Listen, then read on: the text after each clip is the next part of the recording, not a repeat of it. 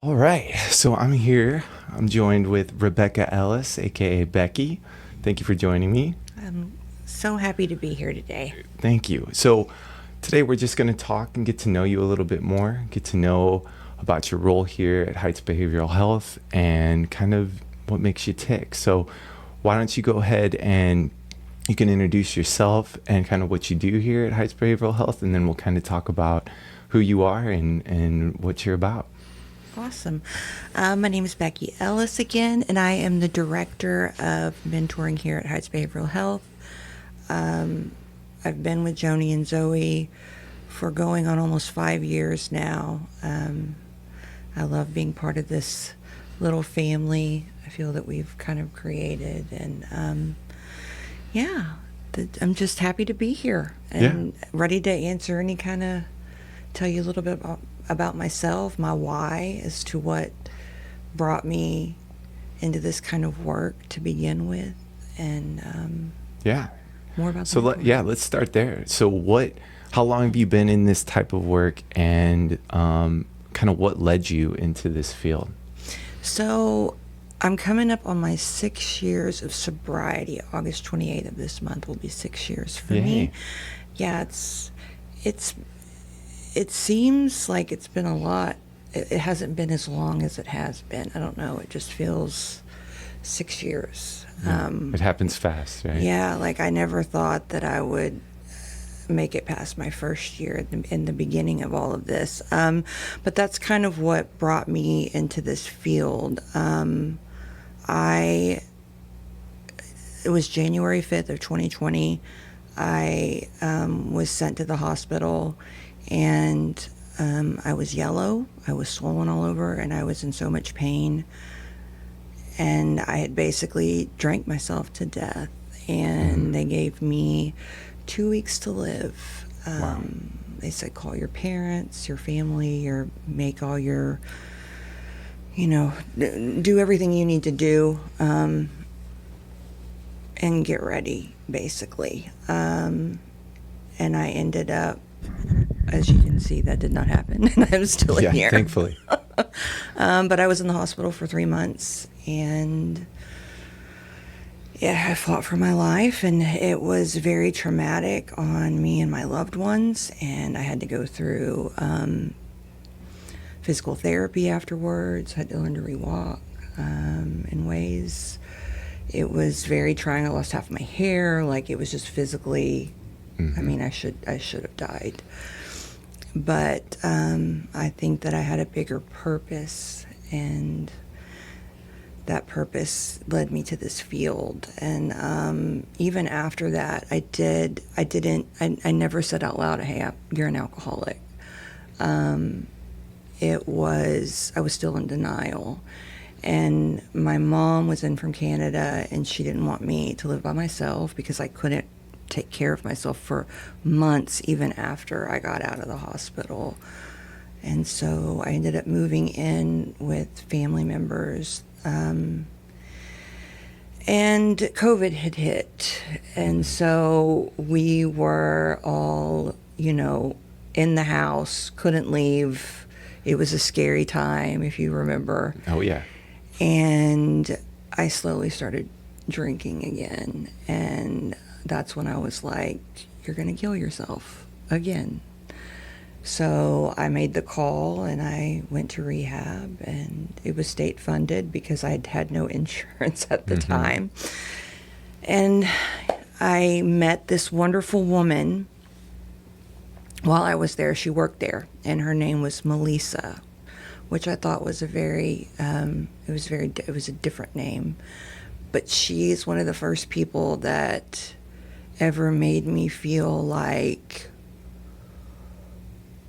I could do this, that I was worthy of having a good life, that I was worthy of forgiveness, that I was worthy of love, that what I had to say mattered. All these things that because I was a shell of a human being when I entered into that detox / rehab. And over the time that I was there, she was somebody that was extremely kind to me, and she didn't have to be. And I'll never forget, before I left, I would lay there at night and I would think, I want to be that for somebody one day. And that's kind of the beginning of where my story led. And I got out, I went into sober living. I did Oxford, and I stayed with them for almost a year and a half. And it was great. It was great, but it was hard. I feel like I'm kind of leaving a bunch of things out too. That Well, you can go into as much detail as you'd like to, or you can give a nice broad stroke. Either way, whatever you're comfortable with. So the life like I had growing up, I was raised in a middle class family. My dad worked for Chevron Phillips. He was an electrician. I grew up in a small town, Dayton, Texas. The town it's in the country. Like, we had a cattle drive that went down the highway. Like, it was, everybody knew everybody. I was raised in church. We were there every day the doors were open. My family was very involved in a Southern First Baptist Church, Southern Church.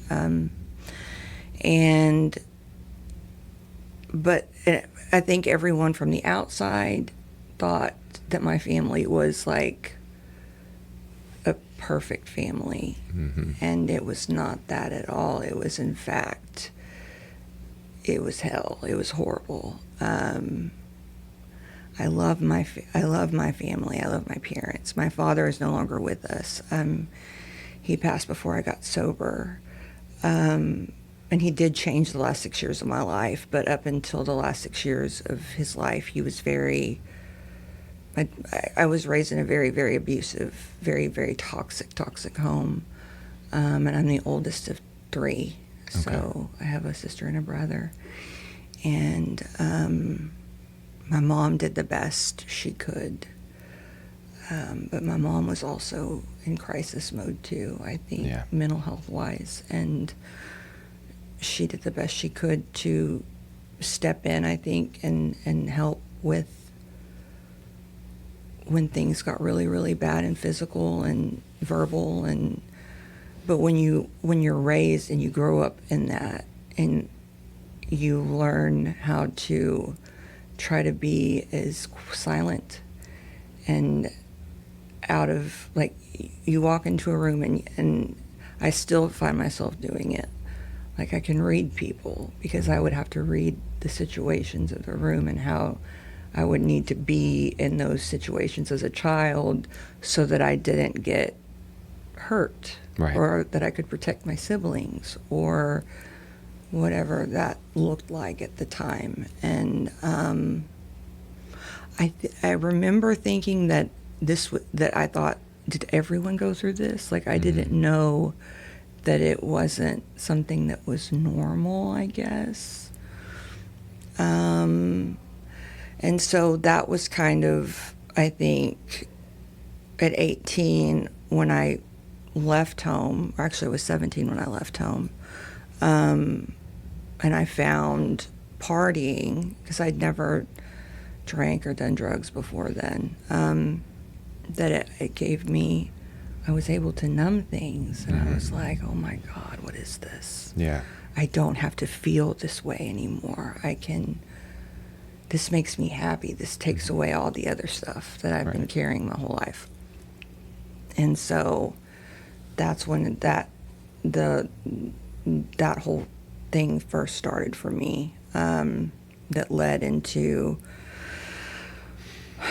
many years of addiction. And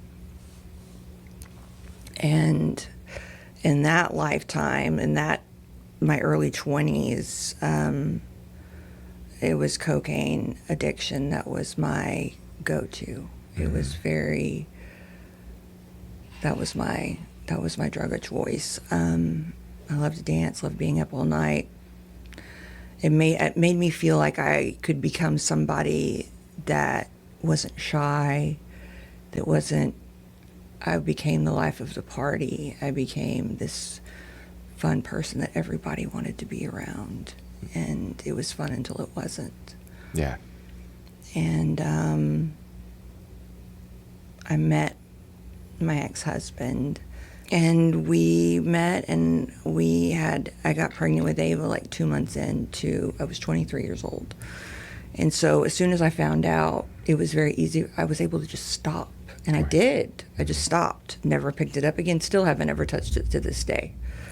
It was easier for me to drop that. And I stayed sober for a long while, even after she was born. And I would drink on weekends, like with my husband and his family sometimes, or, you know, we'd have friends. It was because drinking was okay because it was legal. Right. It's So, okay because it's, yeah. right. Yeah. And I'm not being a bad mom. This is, Yeah. everyone does this, right? So, but everyone doesn't have addiction problems like me. So it picked up, you know, over the years. And then I had Addie 8 years after that one, and then after Ava, and I stopped again. Mm-hmm. It was easy. It seems like when there was the child, it was just easy for me to. But then after she was born, I think I made it like 6 months maybe, and then I had weight loss surgery. And that is come to find out in this field, like in recovery, I have met so many women over the years that when they've had weight loss surgery and then they drink afterwards, that is what has led them into addiction with alcohol. Wow. I think it just hits the body different, maybe. I don't think that's the case with everyone, but it's not with everyone, but with some women I have found that that's been a struggle for them. That was what started their addiction to alcohol. And I was off to the races again, and this time it didn't stop. And I had never gone to therapy. I was depressed. I had anxiety attacks. I couldn't drive except for like certain areas because my anxiety was so bad. I was just a mess. I was a mess. And my dad died. And that's what took me over the edge even more. And it was like I was already on the cliff, toes hanging over, but that is what pushed me. Mm-hmm. And I just dove like head first into alcoholism. And then about a couple of months later, my ex-husband left, which I don't blame him at all. So I found myself alone, not with my kids every day, which was very hard for me. Moved out, got my own place, and I was left to drinking, and that's what I did. And I did it very well, I must say. That was sarcasm. But yeah, I drank myself to death over that year. And the sad part is, Alex, is that it's my youngest that is the one that I woke up that morning, January 5th, and my baby girl was the one that started crying and said, "Mama, you're yellow." And it was, I know I did a number on them as their mother. And that's a whole nother journey that I got to take with them because I got sober. And so I think that happening, I can sit here today, almost 6 years later, and say, I'm grateful that I almost died. I'm grateful that I'm an alcoholic, which sounds insane to some people, or not normal, I should say. Because if I hadn't gone through it and I didn't go through the therapy and all the things that came after me getting sober and working with a sponsor and having sponsees and becoming a mentor later and working in this field, I never would have had any of this. And I Right. never would have worked on me and became the woman that I am sitting here with you today. And it's been the biggest blessing of my life, is healing from the past. Yeah. And getting sober. And I can talk to people that know what it's like to sit where I'm at, to where other people don't understand necessarily because they've never been through it. Right. And when I get to talk with other people and help other people like myself, I see God in that, and I see beauty in that, and I see hope, and that's my why. It's, if I can make one person feel hope, or one person say, I'm going to give it another day, I'm going to try, I'm going to keep trying, I'm going to keep going, that's good enough for me. Like, I would go through it again and again and again to be able to continue to be that for somebody that has no hope, that feels they're not worthy to be loved, or worthy to be heard, or that no one understands, because I do. Yeah. Maybe not 100%, because everyone's story is different, everyone's journey is different, but I understand in the sense of, I know what it feels like to want to self-medicate and numb myself because I couldn't stand my life or the woman I was looking at in the mirror so much that I had to drown myself in alcohol. Yeah. Yeah. And because that's where I was at. I hated myself that much. When I walked into that rehab, I couldn't even look at people in the eye when I spoke to them. I would look down because I was so full of shame over who I was. As a woman, as a daughter, as an ex-wife, as a mother, as a friend, all of the above. And Melissa gave me hope, and she made me feel like I was worthy of all the good, and to not look at myself that way. That, I don't know, she made me want to do what I do today. Yeah.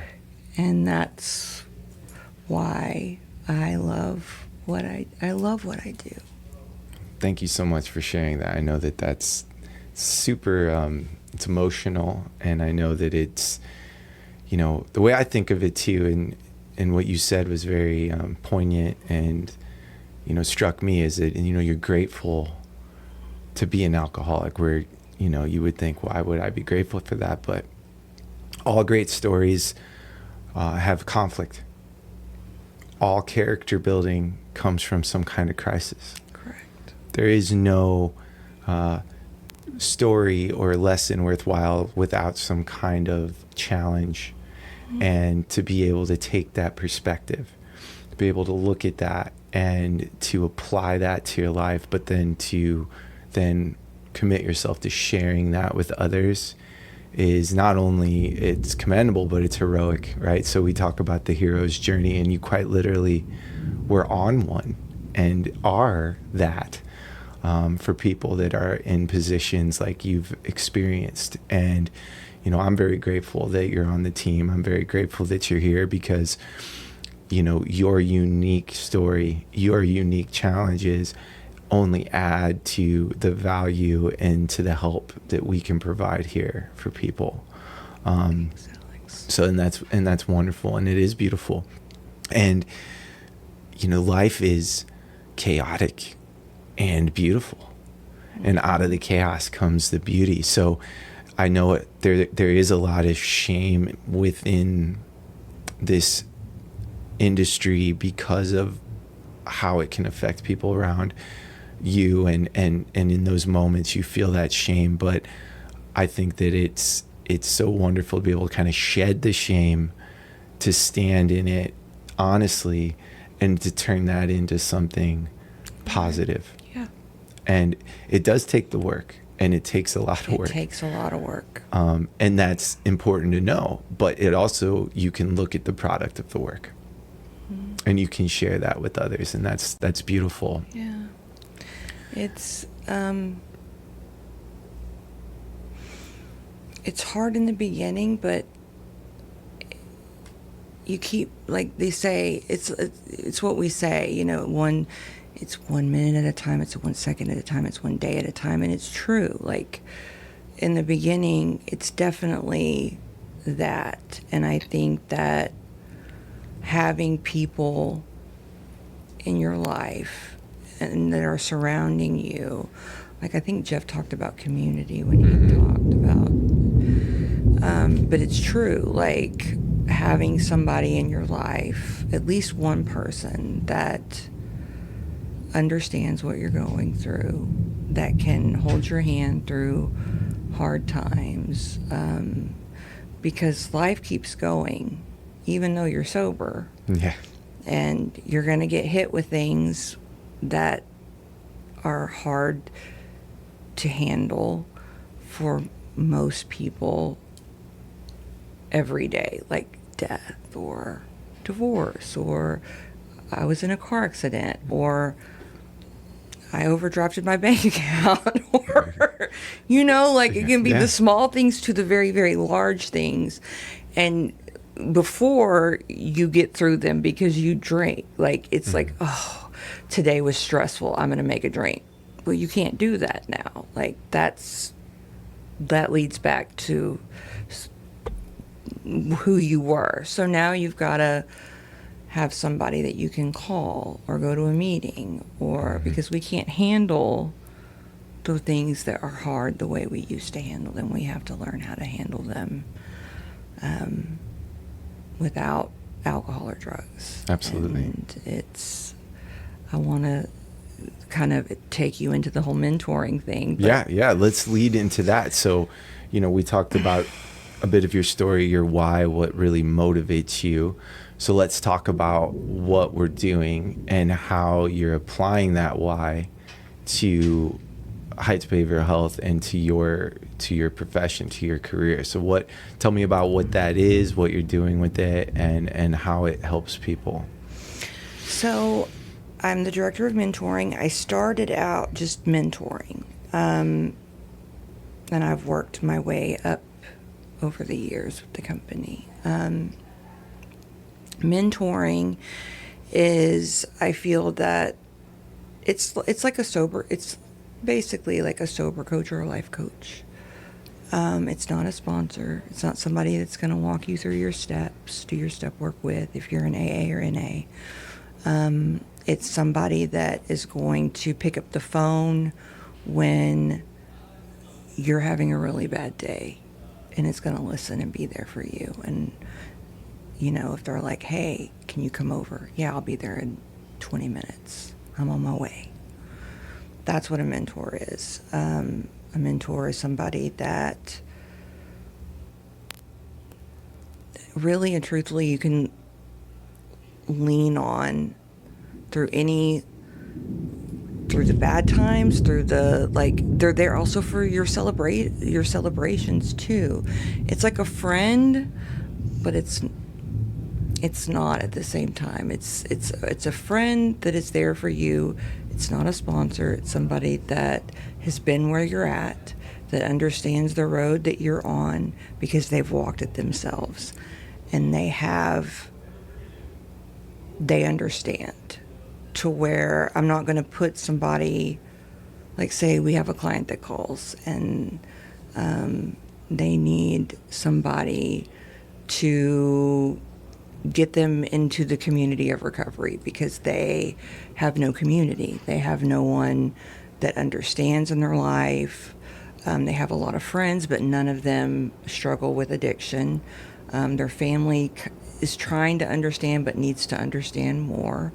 So I'd put them with somebody that has time in recovery, like quite a bit of time, that can be that, almost like that bridge to the family and to the friends to help even understand what they're going through, and also kind of be that person that speaks up for them too at the same time. Almost like an advocate. Yes, and but it's also there for them as well. Like I said, everyone needs somebody, especially in the recovery portion of it all. To I'm sorry, they keep walking by and grinning and laughing. Just ignore them. Just ignore them. They're next. No, so, and then there's also, so we have the recovery part, and then we have mentors that are specifically for mental health clients as well, that understand mental health, that either have loved ones that they grew up in a home with people that have mental health, and that they understand it that well, or they themselves have gone through things and they have a mental health background themselves. I would never put somebody with somebody that doesn't understand either or. Right. And with most cases with addiction, it's both, because those two do go hand in hand. I know they did for me anyways, so. Yeah. Yeah, so what kind of like use cases do you see for our mentoring program? So we talked about, addiction, mental health. How does that apply in the real world for potential clients, and what kind of things can mentors be utilized for? So there are things also, like we have families that call that have children that are adult children that have had a hard time, like, we say failure to launch, or they need help with applying for college, getting a job, finding work, making a resume, taking a driver's test, somebody that will help them study for that, somebody that will get them out exercising, moving around, out from in front of a computer screen or their phones that they're on all day long, because that is something that we are now seeing more and more of in process addiction, is the phone, internet, social media. We also have mentors that do gambling addiction, sex and love addiction, codependency. There's a lot. Pornography. We have somebody that fits each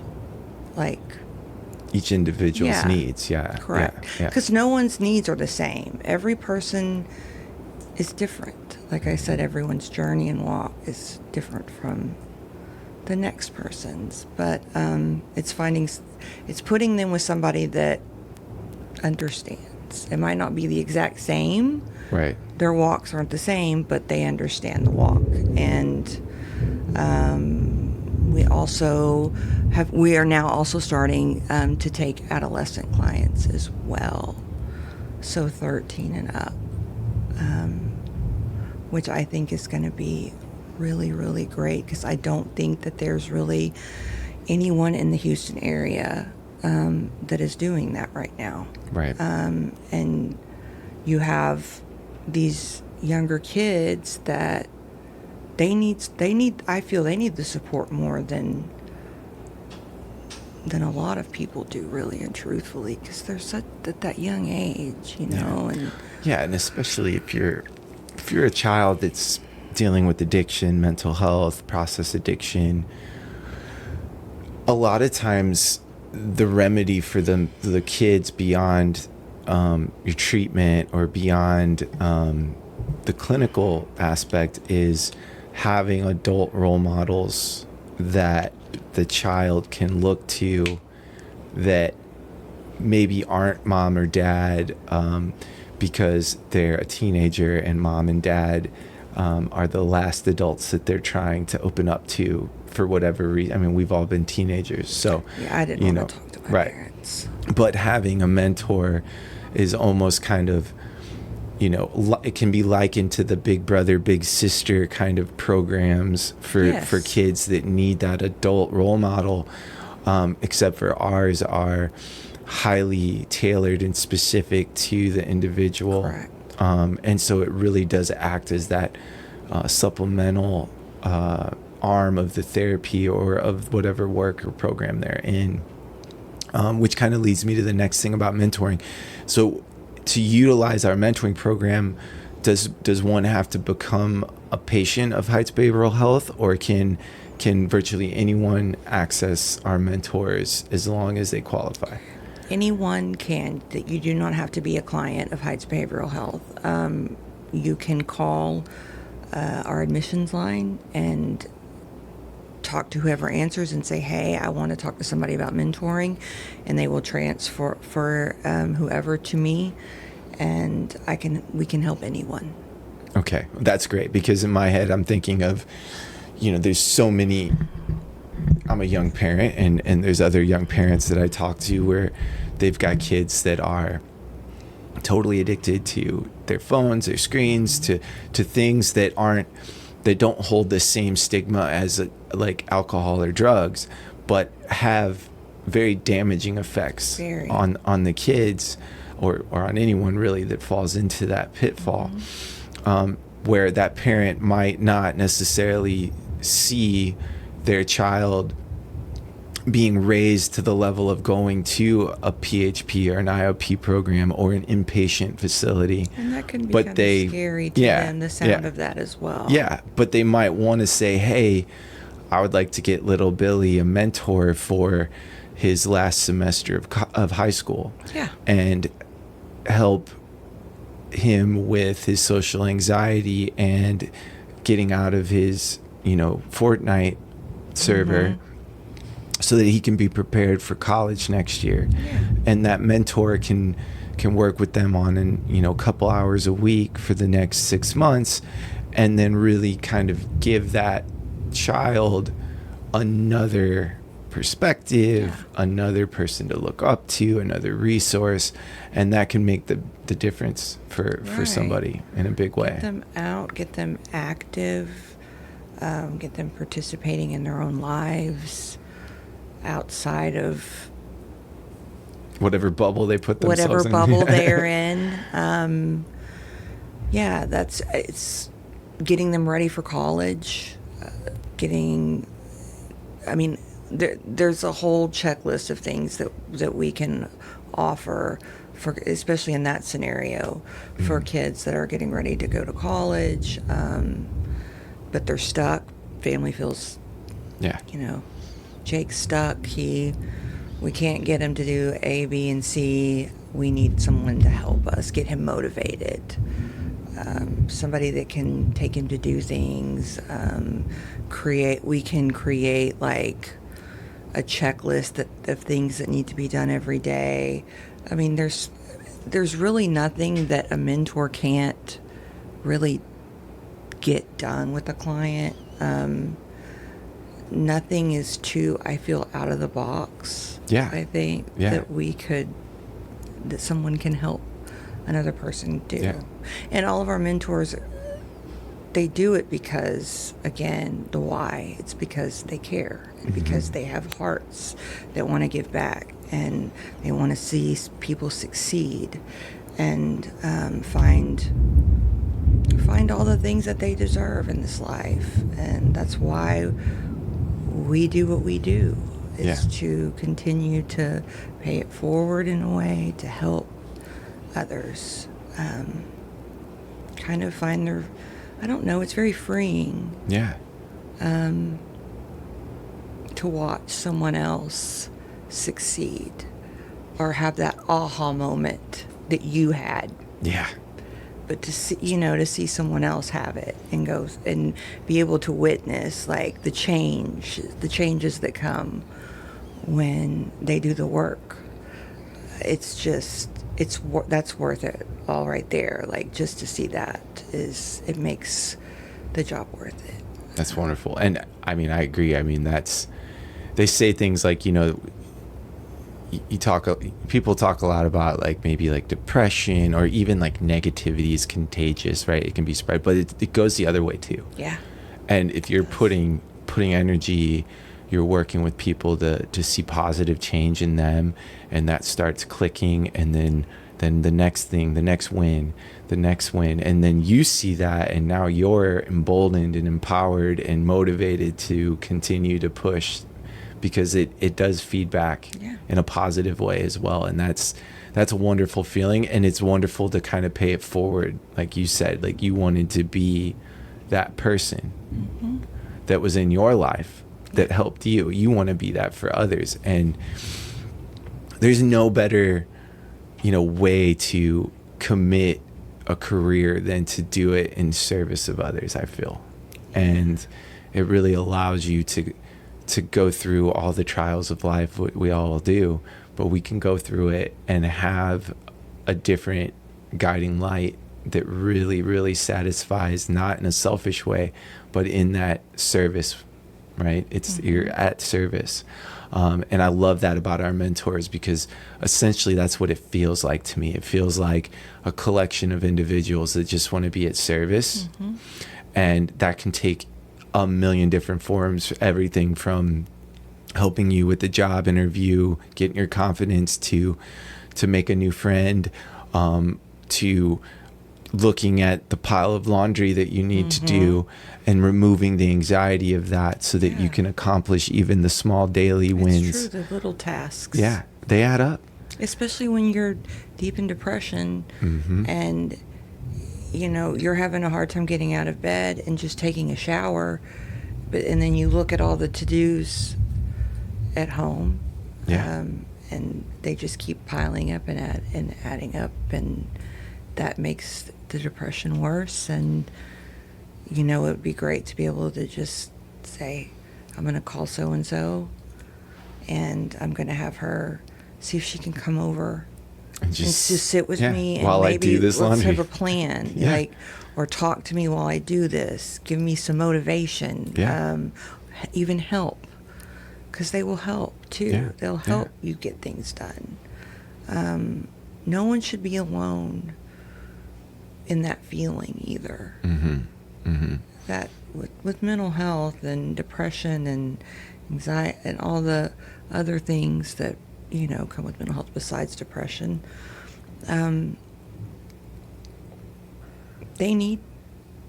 know, like my mom, like I wish that there would have been somebody that could have helped her more when I was growing up. That could have been that to her, because she would have accepted it, and she needed that.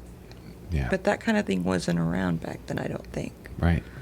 But now you have an opportunity. But now, to build a whole network of individuals that can help people like your mom. Correct. And myself. And and I'm sure many peers and many friends that you've come along in your life that could have used this. And I think everybody could really use this one, to be honest with you. Having an accountability coach or a life coach or a motivation coach, or just simply someone that I think sometimes I like to use the laundry example because that's something that happens in my household all the time. I've got 3 kids. The laundry piles up like crazy. When you don't do the things you need to do, I don't care who you are, you feel a tinge of that shame. You feel a tinge of that guilt. And the more that kind of gets triggered in someone, the harder it is to forgive yourself and move on. But when you have someone there that's just there for accountability, or just sits with you and sees that and doesn't shame you, it allows you to forgive yourself and just push through it. And that's such a big thing. You're human, and you're having human feelings, and you're going through something that a lot of people go through, and it's going to be okay. It's not the end of the world. Exactly.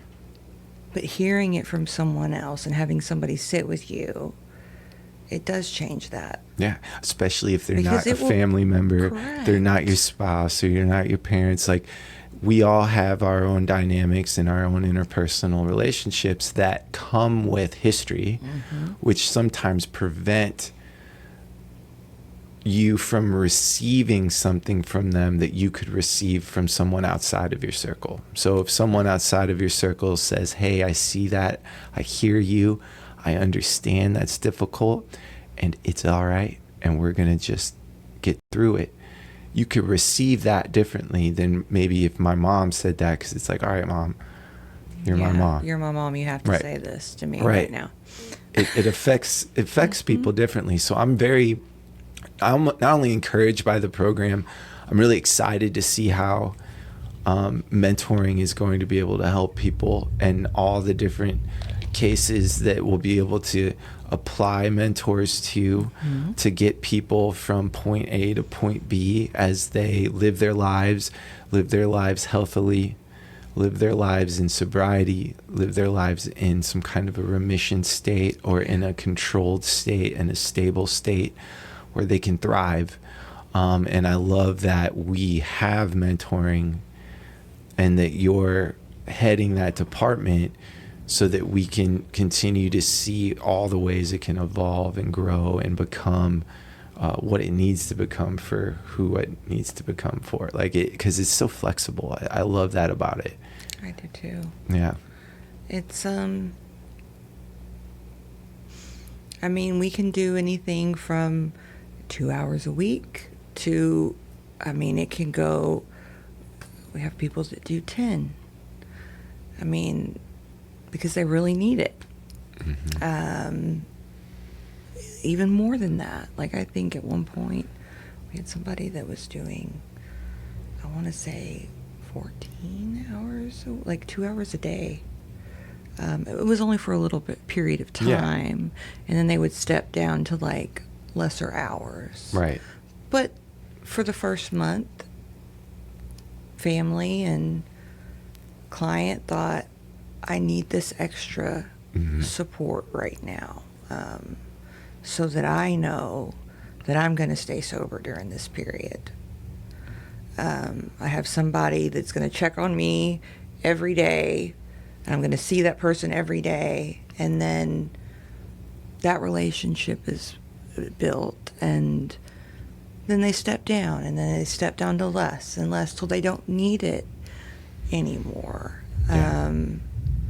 And that's the goal, is Absolutely. to slowly step away to where you can do things on your own, and you're okay with doing them, and you feel good about doing them on your own, and that you trust yourself to do those things. Absolutely. It's not a forever thing, but it's something I feel that a lot of, like you said, so many people could use, and they need to just get through some tough times. Yeah. And that's the beautiful thing too, just thinking about it, like having a relationship with a mentor through some of the toughest times in one's life. You get through that season, and then you go and you live, and then maybe something comes up, but now you have that relationship with that mentor. You can always call Beckie and say, hey, I know it's been a year. I'm doing great, but my dad was just diagnosed with something, and I'm feeling vulnerable. Correct. So can we, call so-and-so and see if we can just meet a couple hours a week. Yeah. I just need a little bit of just a little boost here. And that's the beauty of the program, because yes, of course you can. And then I'll set it up, and I'll be like, we are going to make that happen. Yeah. And what's really great is, I still have people that call me, and one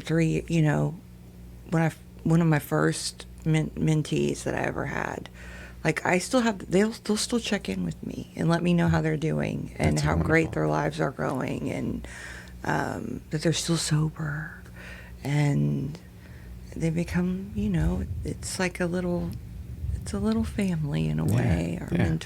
Our mentors and their mentees, and even the families, like, that's another piece, like, to sit with families, and they're so afraid sometimes for their children, or for their spouse, or for their sister or brother, and to say, okay, we're going to have somebody that's going to hold your hand and their hand through this. Mm-hmm. And we're going to all get through this together, and they're going to help you understand your loved one's journey as well. And any questions that you have throughout any of this, here's their number. Please call them. Have them over if you want. Mm-hmm. Like, we can be as hands-on with the families as they want us to be, and we can be as hands-off if the client does not want that at all. Exactly. So it's just, everyone's needs are different, but helping families is also a very beautiful part, to see them start to trust their loved one and get excited and happy, and their pride, Mm-hmm. and there's all these, Oh, absolutely. it's wonderful. Absolutely. Well, and it feels like it's the, it's like the opposite of what you're going through when you're spiraling. Right. When you get your treatment program, you get a mentorship or a mentor to help, and then over time you see the positive, and then that becomes the narrative. It's the win, it's the win. victory. Yeah. And you've got this individual, this mentor that is helping you through it, but they're not your doctor, they're not your therapist, they're not your parents, they're not your spouse. They're just there, and they're almost like a bearing witness to your growth, and they can attest, they can speak as an advocate for you, even to yourself, because most of the times we're our own worst enemy. Oh, yes. And when we want to talk badly about ourselves and put ourselves down, that mentor can be right there and go, no, I've seen you go from point A to point Z. You're a totally different person now. Yeah. And you are not your behaviors. Correct. You're past that. And the fact that you can reflect on that is good, but that is not the person that I see in front of me anymore. And they can speak from that position and really help give a perspective and clarity. And sometimes that's worth, you can't even put a value on that necessarily, because it's not. Sometimes that's all people really need to hear in their life. Exactly. It truly, it does wonders for somebody. Like, it is to know that somebody else believed in me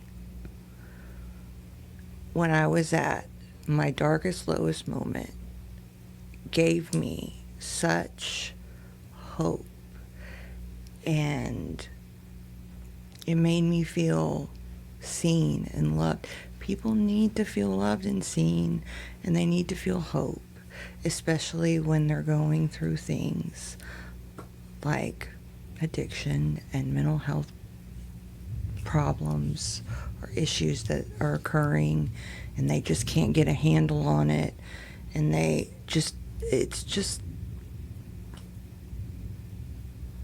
it's a big piece of it to me. And I wish that everyone, I was telling one of my family members today, I was like, I wish that everyone could just have a mentor. Like, it would be great. This world would be so much better if we all had a mentor that we could call, or, come hang out when it's hard, or help me get through this. It would be great. Yes, it would. Well, I think that's actually a wonderful place to close it. I think that's the message, is that, what a world we would have if everyone had a mentor that had their back at their lowest points. And I think through your hard work and the work of Heights Behavioral Health, we can at least get closer to that every day. I agree. Thank you so much. This was great. Alex. Thank and you, you would Beckie. also be a great mentor, just saying. Well, I'll put in my resume. We'll see if I get the job. Thank you.